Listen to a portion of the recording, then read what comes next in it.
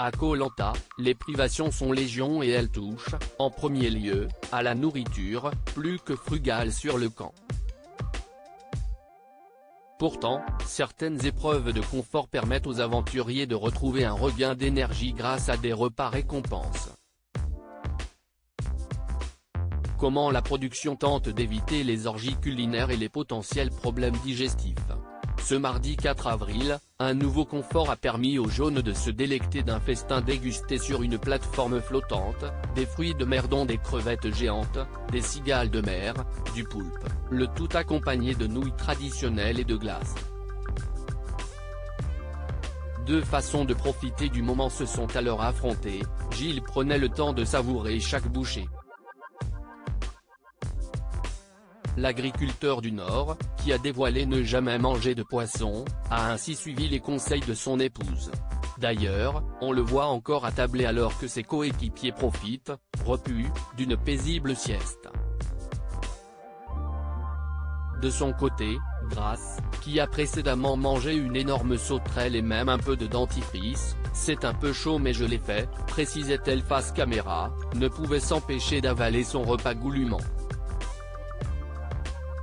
Koh Lanta 2023, les récompenses sont calibrées par la production. Par ailleurs, la semaine dernière, déjà, les jaunes avaient remporté un confort du même acabit puisque les aventuriers vainqueurs avaient pu déguster un festin de brochettes, nems et autres gâteaux en tout genre.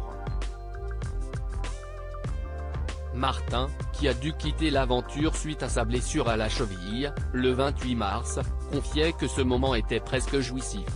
Mais Nicolas a de nouveau préconisé, ce mardi, de manger lentement, sans pour autant y parvenir. Pourquoi est-ce recommandé? La production alerte-t-elle les candidats en ce sens? Le médecin explique aux aventuriers, avant le début du tournage, de ne pas se jeter sur la nourriture en cas d'élimination ou de confort. De plus, les récompenses sont calibrées de telle manière à ce qu'ils ne risquent pas d'indigestion ensuite, explique Julien Magne, producteur du programme. Vous faites passer 3 litres d'eau dans un tout petit tuyau. Pourtant, les mésaventures concernant la soudaine prise de nourriture peuvent arriver dans Koh Lanta. Souvenez-vous d'Alexandra, la gagnante de la saison 21, Koh Lanta, les 4 terres, diffusée en 2020 et qui a récemment annoncé la naissance de son 3e enfant. Elle avait gagné un énorme hamburger après des semaines de privation alors qu'elle a un tout petit appétit dans la vie de tous les jours mais on se sait jamais qui va bénéficier de la récompense. Se souvient le producteur. Et de poursuivre sur l'intérêt de manger lentement dans une telle aventure. Quand on mange peu, l'estomac se rétrécit en s'adaptant aux petites rations quotidiennes. En mangeant trop vite, vous faites passer 3 litres d'eau dans un tout petit tuyau. Potentiellement cela déborde et cela passe par des indigestions, des maux de ventre etc. Sans compter que, certains aventuriers essaient de déguster au maximum pour faire durer le plus longtemps possible le plaisir de la mastication et des saveurs en bouche.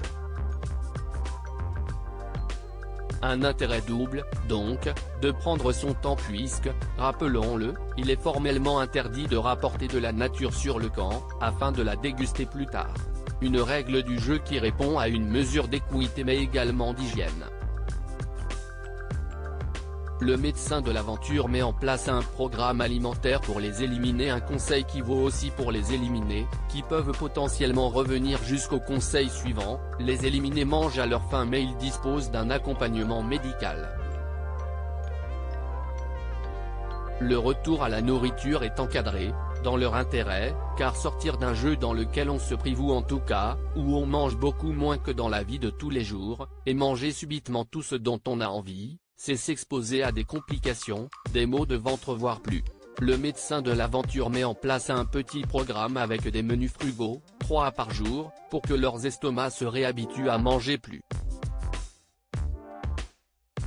Ce ne sont donc pas des repas pantagruéliques qui les exposeraient à des complications gastriques, révèle Julien Magne. Mais il reste parfois compliqué pour les aventuriers de retrouver une alimentation normale à leur retour en France. Certains subissent un effet yo-yo dont ils ont bien du mal à se remettre. À lire aussi pas vu dans Koh-Lanta 2023, la production lève le voile sur les abandons de Benjamin et Martin.